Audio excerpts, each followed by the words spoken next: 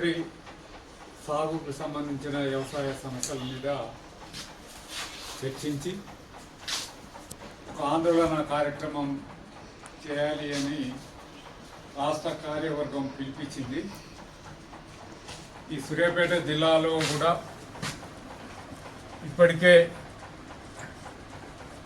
ఒక రుణ ప్రణాళిక కానీ వ్యవసాయ ప్రణాళిక కూడా ఒక స్పష్టమైన విధానాన్ని ప్రకటించకపోవడం వలన రైతులు వారికి సొంతంగా ఏర్పాట్లు చేసుకునే పరిస్థితికి నెట్టివేయబడుతున్నారు.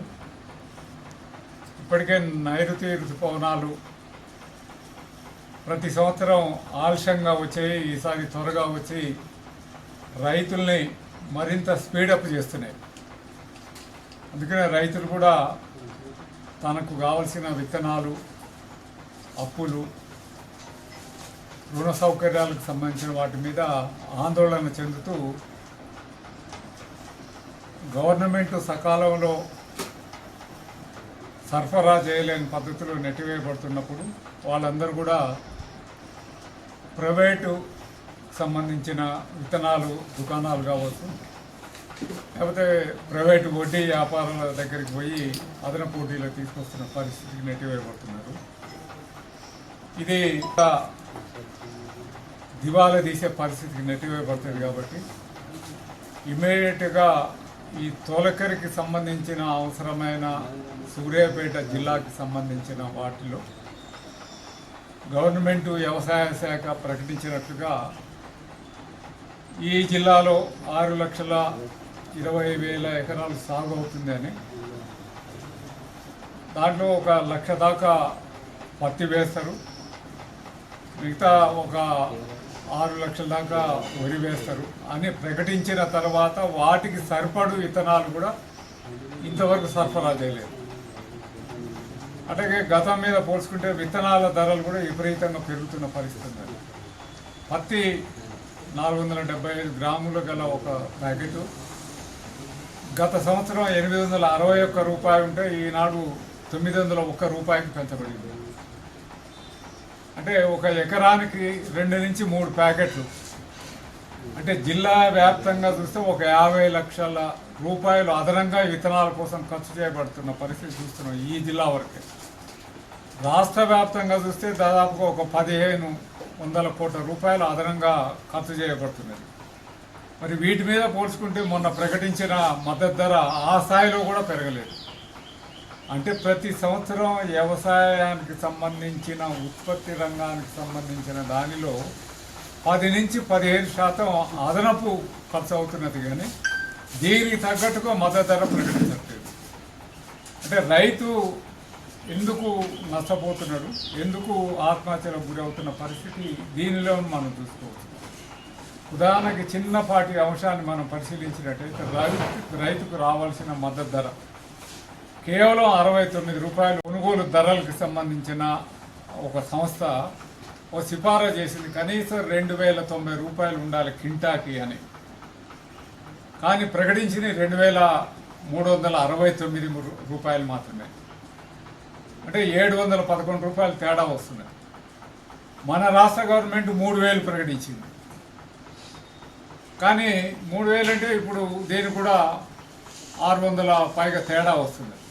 అంటే ఇంత ఒక కింటా మీద ఇంత తేడా వస్తున్నప్పుడు ఈ రాష్ట్రంలో ఉత్పత్తి అవుతున్న దాదాపుగా 1,50,000 మెట్రిక్ టన్నుల ఉత్పత్తి ఈ రాష్ట్రంలో జరుగుతున్నది. ఈ జిల్లాలో దాదాపుగా 12 లక్షల మెట్రిక్ టన్నులు ధాన్యం ఉత్పత్తి అవుతున్నది. అంటే ఎన్ని వేల కోట్ల రూపాయలు నష్టం జరుగుతుంది అనేది ఈ వరి ఉత్పత్తులనే మనకు అర్థమవుతున్నది. అందుకనే గవర్నమెంట్కి సంబంధించినంత వరకు మనం సూటిగా కొన్ని ప్రశ్నలు వేయదలుచుకున్నాం. మొన్న ప్రకటించిన దానిలో కేవలం రైతుకి సంబంధించిన శ్రమనే మాత్రం కలుపుతున్నాడు, సీటు అనేది ప్లస్ చేయడే లేదు. పెట్టుబడి ప్లస్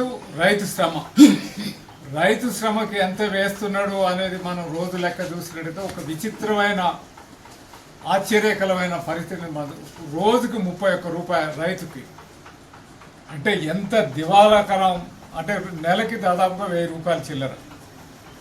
అంటే మామూలుగా బయట పనికి పోతే రోజుకి 500-600 రూపాయలు వస్తున్నది, రైతుకి కేవలం 31 రూపాయలు మాత్రమే వేస్తున్నాడు. ఇది సరైనది కూడా కాదు.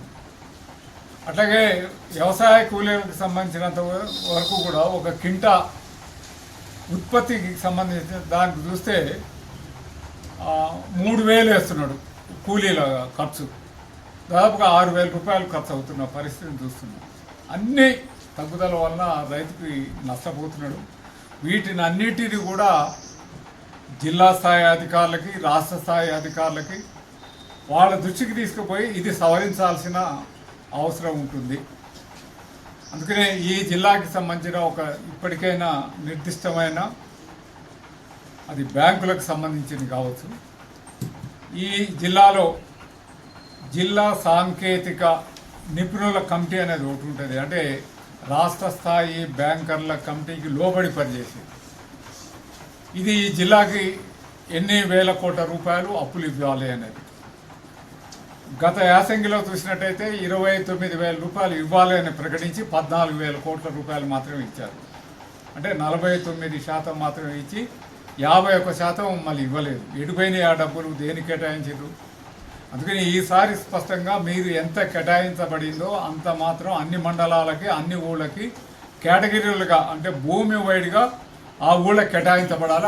అప్పుడు మాత్రమే న్యాయం జరుగుద్ది అని ఇవన్నిటిని కూడా సమగ్రంగా చర్చించి రేపు కలెక్టర్కి ఒక మెమోరాండం ద్వారా ఇవ్వడమే కాకుండా గ్రామ స్థాయిలో రైతులందరికీ కూడా సమీకరించి ఈ జిల్లాకి సంబంధించిన వ్యవసాయ రంగాన్ని మరింత ప్రోత్సహించే పద్ధతిలో అఖిల భారత రైతు కూలీ సంఘం తగిన కార్యక్రమాలు తీసుకొని ముందుకు పోవాలనే ఆలోచనతోనే ఈరోజు ఈ సమావేశానికిలో కొన్ని నిర్ణయాలు తీసుకొని ముందుకు పోవాలనే పద్ధతిలో రైతులందరికీ కూడా దీంట్లో భాగస్వాములు కావాల్సిన అవసరం ఉంటుందని విజ్ఞప్తి చేస్తుంది.